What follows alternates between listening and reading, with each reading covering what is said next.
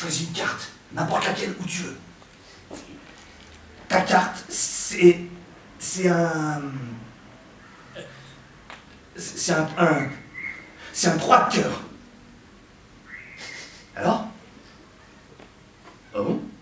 La Minoterie, c'est une salle de spectacle qui est dédiée aux enfants, aux adolescents et aux adultes, qui est située elle, à Dijon. Mais on a une mission de diffuser des spectacles sur tout le territoire de la Bourgogne-Franche-Comté.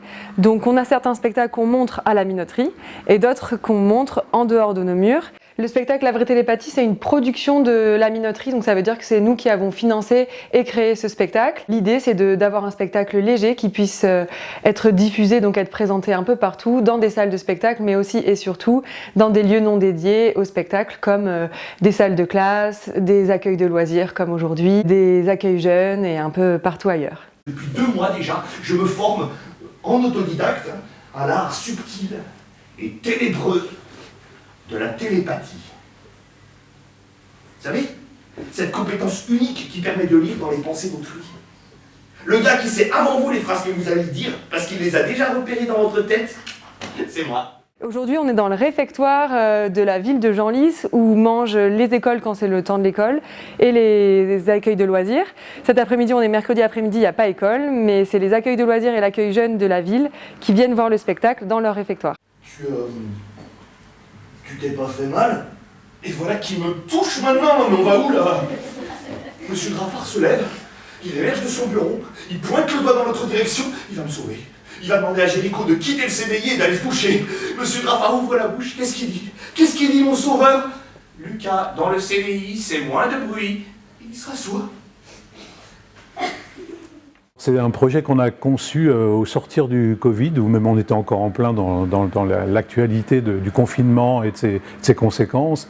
Et j'ai souhaité créer d'abord une forme légère, c'était l'idée première, une forme légère qui puisse traiter d'un sujet, aborder un sujet qui nous remette un peu en lien les uns avec les autres. Donc le spectacle traite absolument de ça, puisque c'est un souvenir de collège où quelqu'un qui a grandi revient sur une expérience, une rencontre forte pour lui et pour l'autre aussi, donc de 2 jeunes que tout opposait en apparence, mais qui évidemment avaient beaucoup à se dire. Alors la vraie télépathie, ça veut sans doute dire l'amitié, c'est-à-dire de ces amitiés, on n'a même plus besoin de se parler pour ressentir l'autre, pour savoir un peu dans quelle peine il est, dans quelle joie il est.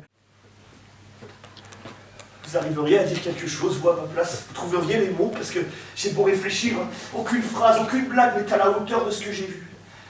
Je cherche quelque chose à dire à mon ami, mais rien ne sort de mes lèvres. J'en ai perdu mon latin, vous vous rendez compte? Ce que j'aime beaucoup aussi, c'est la forme du projet théâtral aussi, d'aller le jouer dans les collèges essentiellement. Après, ça peut être d'autres lieux aussi, mais c'est beaucoup les collèges, d'avoir cette forme très très légère qui nous permet d'aller à la rencontre des collégiens et de leur raconter cette histoire.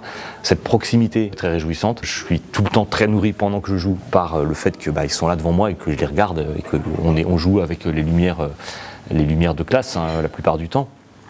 Donc on partage le même espace. C'est un moment important de pouvoir discuter après la représentation, parce que en général je sens un petit peu pendant le spectacle comment ça se passe, si le contact passe, ce qui est plutôt souvent le cas.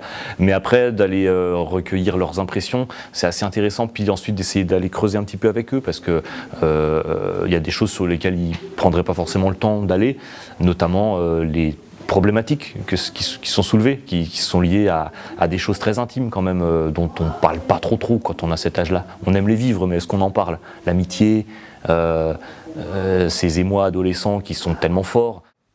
Tout essayer pour comprendre ce qui se cache dans l'esprit de mon ami. Tout tenter pour le libérer des ombres et des secrets qui l'entourent. Entre chaque cours, télépathie. À chaque récré, télépathie. En attendant le bus, télépathie. Les cartes à jouer défilent devant les yeux de mon ami et je les devine à chaque fois. 8 de carreau, 2 de cœur, dame de cœur, as de pique, as de trèfle, valet de cœur. Il m'apparaît si facilement, il devrait se passer quelque chose d'autre maintenant, non!